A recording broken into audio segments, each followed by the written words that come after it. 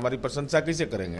क्योंकि हमारी प्रशंसा करने में एक परेशानी है। 1.5 महीना से जनता दल के इर्द गिर्द राजनीति घूम रही है। एमएलए हमारा कम है, लेकिन राजनीति हमारे इर्द गिर्द। हम तो यह अनुरोध करेंगे विपक्ष से कि पूरक प्रश्न की तैयारी करिए आप। केंद्र सरकार की अग्निपथ योजना को लेकर लगातार विरोध प्रदर्शन हो रही है और इसको बता दें कि जो अग्निवीर के द्वारा प्रदर्शन किया जा रहा था और अब तमाम विपक्षीय पार्टी भी इसके लिए प्रदर्शन कर रहे हैं। आपको बताते चले कि नेता प्रतिपक्ष तेजस्वी यादव कल इसके लिए विधानसभा से राजभवन मार्च निकाले थे और उन्होंने राजभवन मार्च के बाद उन्होंने साफ तौर पर नीतीश कुमार पर हमला करते हुए कहा है कि जब नीतीश कुमार इस अग्निपथ योजना के लिए विरोध कर रहे हैं तो वो सड़कों पर क्यों नहीं।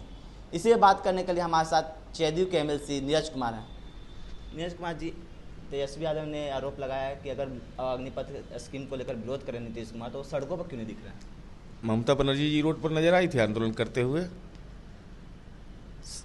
उस चुनाव प्रचार में गए थे ना। वहाँ बंगाल की मुख्यमंत्री रोड पर नजर आ रही हैं, वो सहमत थी। सुविधा के अनुसार तर्क नहीं देना चाहिए और इतिहास का अवलोकन करना चाहिए।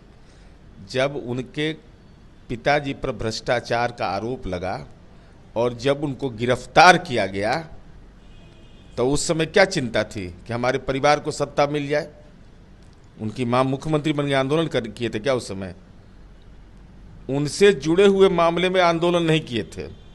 ये भले बोलते थे कि भाई हमको फंसा दिया गया, वो तो परमानेंट तर्क है। यह महत्वपूर्ण विषय ये होता है मुद्दों के प्रति गंभीर होना।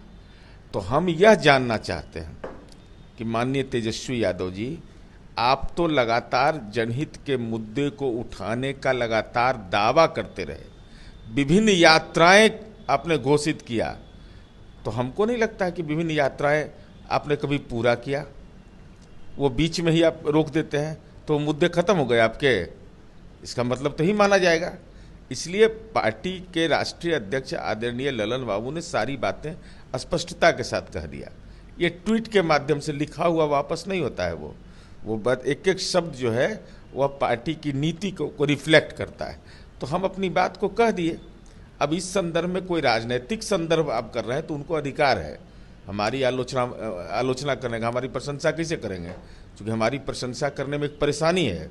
एक बड़ा तबका है बिहार के अंदर में ऐसे राजनीतिज्ञों का जिसको इस बात के लिए पेट में लगातार दर्द है कि आज़ादी के बाद नीतीश कुमार जी सर्वाधिक दिनों तक मुख्यमंत्री कैसे हैं।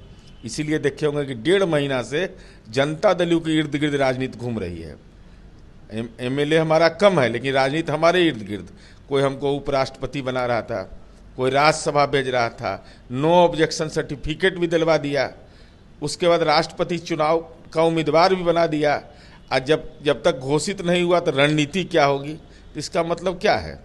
एक खास, मैं तो साजिश के तहत कहता हूँ, खराब करने के लिए, जबकि बार बार पार्टी ने स्पष्ट किया कि हम कहीं दावेदार नहीं हैं। लेकिन जैसे ही चुनाव की सुगबुगाहट शुरू हुई तब बहुत लोग को लगता है कि नीतीश कुमार दिल्ली चल जाए।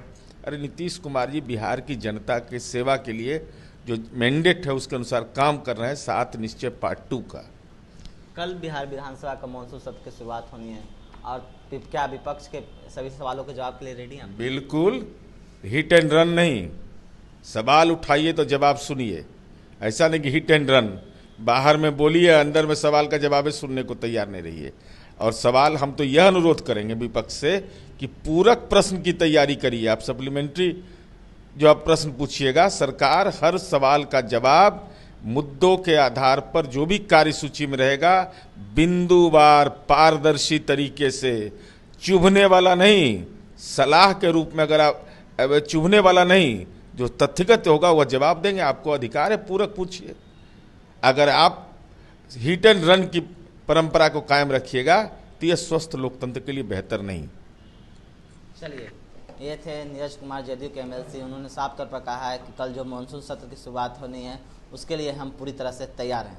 और भी खबरों के लिए बने रहें फर्स्ट बाय झारखंड के साथ। नमस्कार।